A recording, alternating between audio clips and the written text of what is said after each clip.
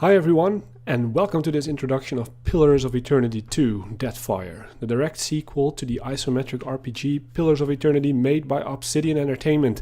The core gameplay and engine in this one is the same, but I'm expecting a few enhancements, and of course a new story with a new watcher. Let's begin a new game on classic medium difficulty setting.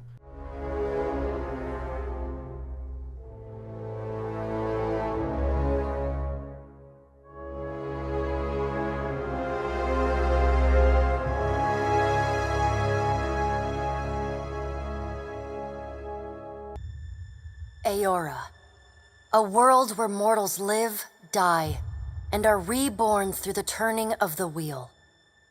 The cycle of reincarnation watched over by the gods, and made possible through pillars of a mystical substance known as Audra. 5 years ago, you traveled from your home to the Deerwood, a nation that had waged war against the incarnated god of light, Aethys, resulting in his destruction. The country suffered from a plague of hollowborn, infants born without souls, that many believed was punishment for killing a god. In an ancient, secluded ruin, you witnessed a secret ritual that inadvertently transformed you into a watcher, one who can see and speak with souls. The ritual also gave you horrible visions, waking nightmares of a past life that threatened your sanity. To put them to rest, you pursued the man who had led the ritual, a seemingly immortal agent of the gods, known as Theos Ix Arcanon. With divine assistance, you confronted and defeated Theos, ending your visions and resolving the Hollowborn crisis. In so doing, you also learned the great secret that Theos had protected, that the ancient empire of Anguith had transformed themselves into gods. Your visions finally put to rest, you retired to the castle of Cadnua, built atop a massive statue of pure Audra, where you ruled in relative peace and prosperity.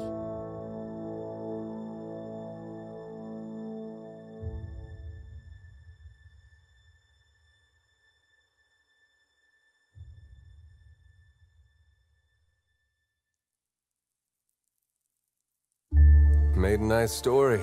You fixing up that old keep? Lifting the curse? Must have told it 100 times.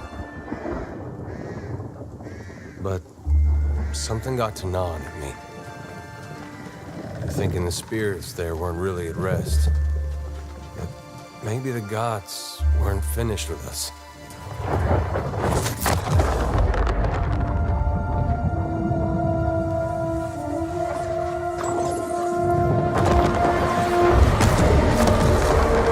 I used to dream that when my god came back, he would forgive us.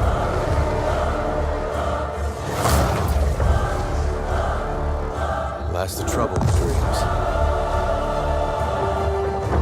Sooner or later, we all have to wake up.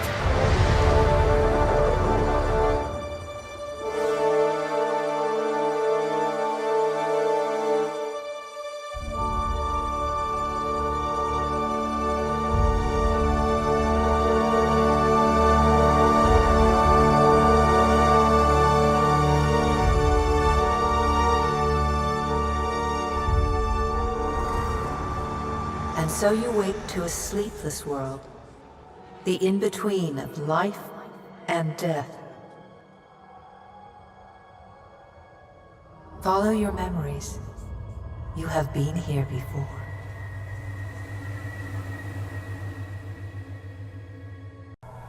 We're starting off at a place called the In-Between, a kind of limbo.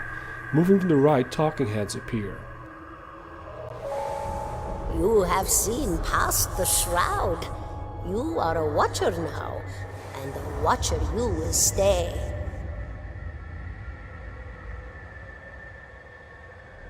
A watcher, see souls.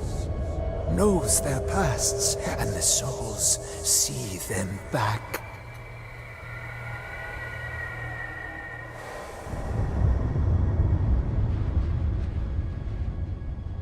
A dubious honor, inheriting a fortress both broken and cursed.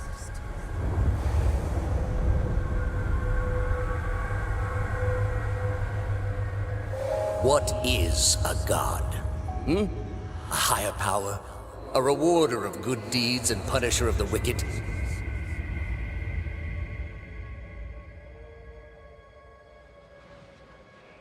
The gods aren't real, but something else entirely. Something created by people.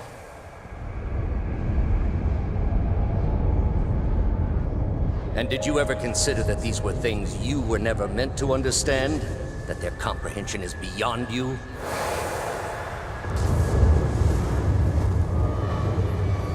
Let the world see. Let them decide what to do.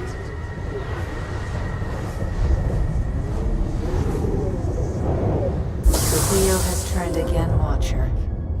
Come.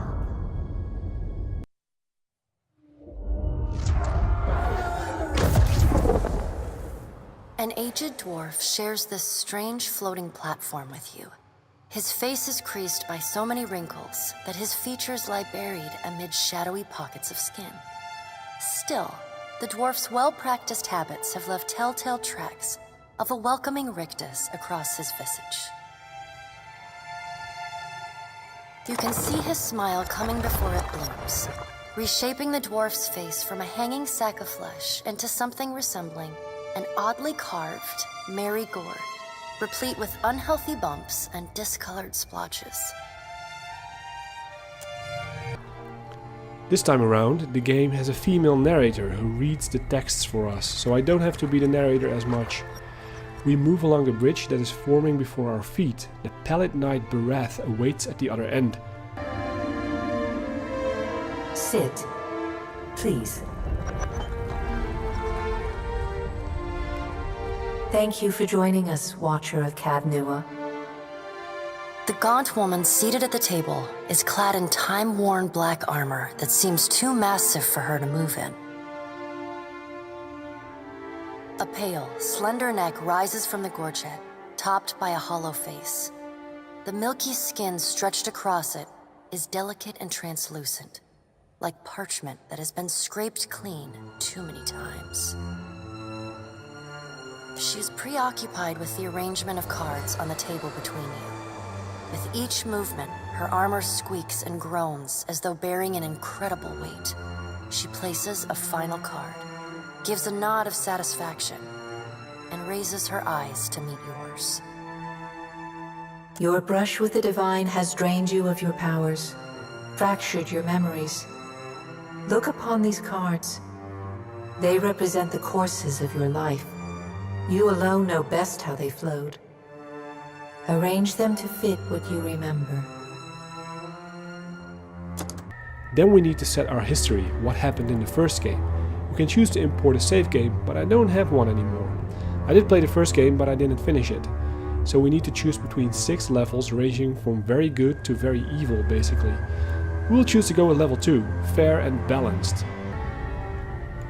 In Pillars of Eternity, you returned the lost Hollowborn souls to the wheel as you had pledged to Barath. Most other choices were judicious and balanced, tempered by rational thought and fairness rather than sympathy or emotion. And what does Hollowborn mean? An infant born without a soul, and there's more info about Barath. God of death, cycles, doorways, mortality and inevitability. The keeper of the cycle of life and death. Barath is thought to seek to claim the lives of those who have lived past their time. According to folklore, Barath is seen most often in the form of the Pallid Knight or the Usher, 2 skeletal characters who lead such people to their deaths by way of challenge or trickery. Good. Welcome to the Beyond. I am Barath. One half anyway. She points a finger in the direction of the dwarf who led you here. Though the movement is slight, her gauntlet squeaks like a rusty hinge. The dwarf's rictus returns as he nods in the woman's direction. Tell me, Do you remember when we last met? I think so. I pledged myself to do your bidding in exchange for your aid. And though you could have broken your pledge when you defeated Theos at Sun and Shadow, you did not. Admirable. She delicately places a card on the table. A bell in a tower.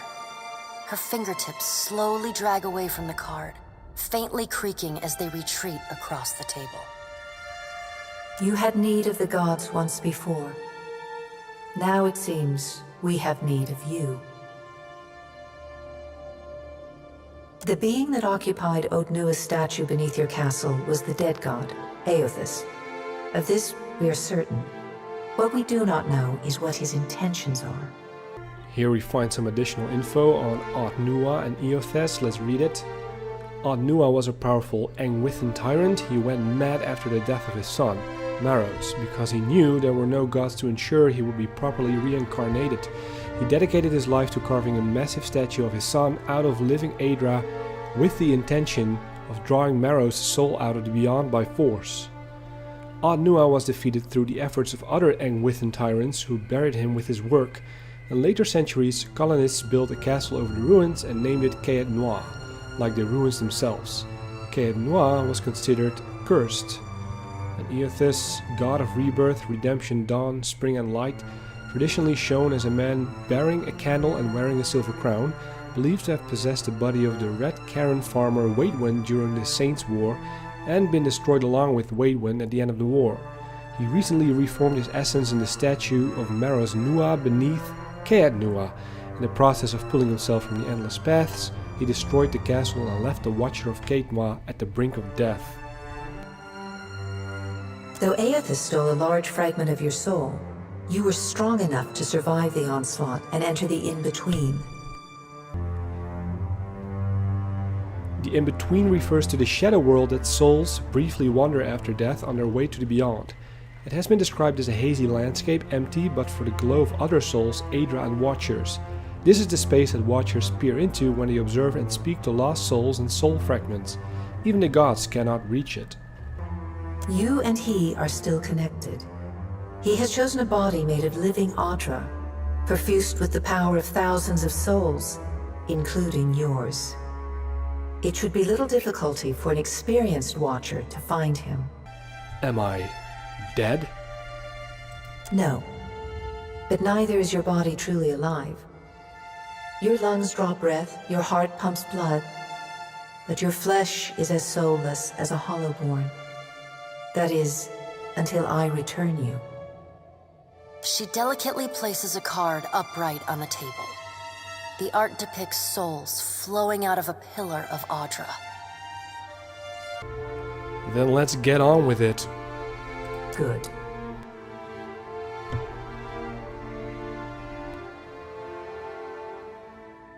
Before you return to Aora as my herald, you must remember who you were, the last whisper of life and death. For a moment, the sockets of her eyes darken, leaving the pits of a death's head gazing out at you.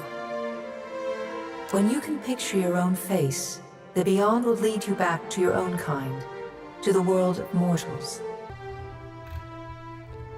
Now it's time for character creation. We need to choose a gender, female or male, then a race, Amoa, dwarf, elf, godlike, human or Orlan. They all have some unique perks, but you can shape them as you want. And finally a subrace that have some minor differences between each other. We choose to be a male human coming from Savannah folk. Class selection is next. It's possible to combine two classes, but we'll choose one. They're pretty straightforward: fighting classes, mage classes, stealth and range classes.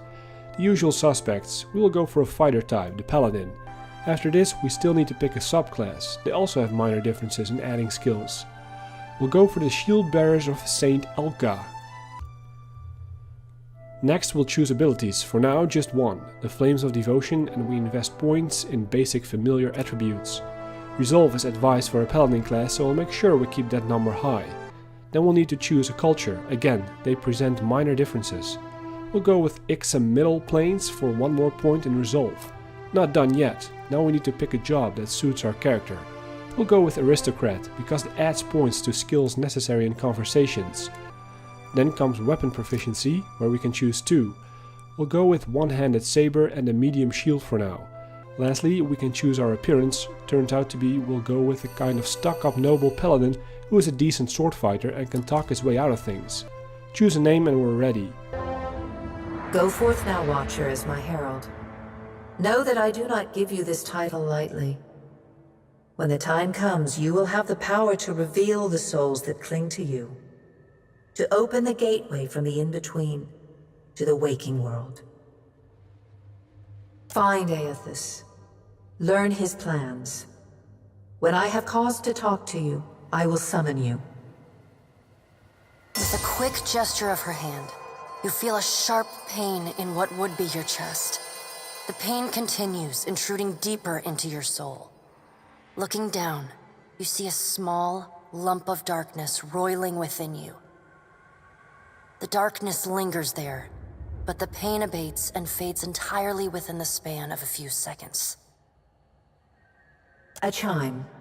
Do not fear, Herald. It will not harm you unless you choose to cross me. I trust it will not come to that. Her gauntleted hand gestures to the dwarf, hovering nearby. The dwarf nods, contorts his face with his odd smile, and gestures to a new door. To end the introduction part of the game, we'll walk over another bridge to what seems to be a ship cabin.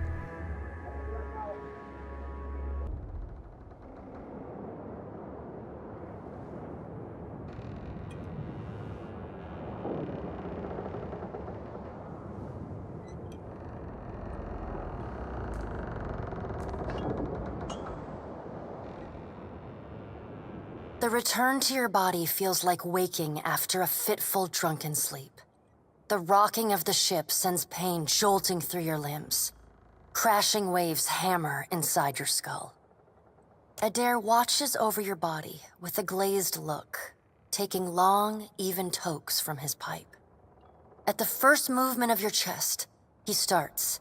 His gasp, mid-puff, sends him coughing and straining for breath.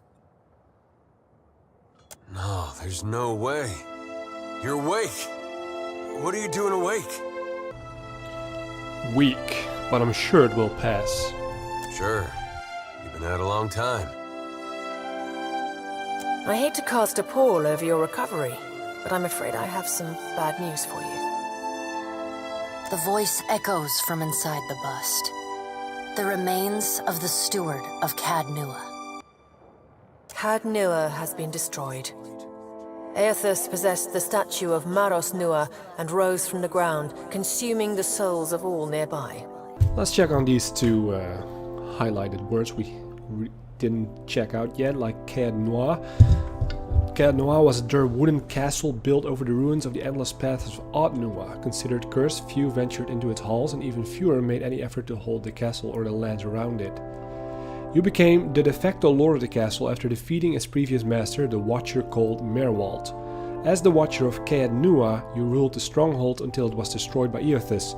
The god of light occupied the Aedra body of Maros Nua beneath the castle and pulled himself out of the ground, destroying it in the process. And then Maros Nua, he was the son of Odd Nua, an Angwithan tyrant. Not much is known of Maros, but Odd Nua became obsessed with restoring his son to life. He engineered a massive statue of living Aedra to house Maros' soul, but his plans were stopped by the concerted efforts of other Angwithan tyrants, who saw him as a threat. Maros Nua's intended Aedra body remained buried beneath the castle Cad Nua until Aethys occupied it. It is only by the exceptional strength of your soul that you survived. And even then, just barely. The further Aethys withdrew, the weaker you became. We chartered this ship and followed him to the Deadfire archipelago. About that Deadfire archipelago, it marks the eastern edge of the known world, dominantly populated by island Amoa. What is that pronounced? What is it like Amoa? Who make up the tribes of the Huana. The chain of hundreds of islands spans thousands of miles. The Deadfire contains myriad climates and biomes that are home to a bewildering array of creatures. The last century has brought ambitious colonial traders and explorers and pirates to the Deadfire, but travel east of the archipelago is blocked by the destructive storms of Andra's Mortar. Legends among the Huana speak of an ancient cataclysm that devastated their people thousands of years ago. Details of this event have been lost to time, but Huana storytellers claim that it destroyed everything they had built, sinking even the greatest of their cities beneath the waves. I know not how, but it seems he has retained a piece of your soul, and proximity to it has brought you back. Misfortune's brewing topside. Migrants fires the captain stirs. An older man with ale-sour breath rubs his bloodshot eyes and stares at you. Magran, goddess of war, fire, transformation, purification, consumption and trials, patron goddess of the Deerwood, thought to have blessed the Godhammer bomb that destroyed Waidwen and possibly Eothas. Engrim, the smell of drink on your breath could wake the very dead. Now what's this about? Pirates. They're demanding parley with you, Captain. I know this is asking a lot, but you better arm yourself and get on deck. Should be some gear in there. He indicates a nearby wardrobe. I think this was a promising intro. The sequel already seems a little bit more polished, and there are plenty of choices during character creation. And now, the adventure truly begins.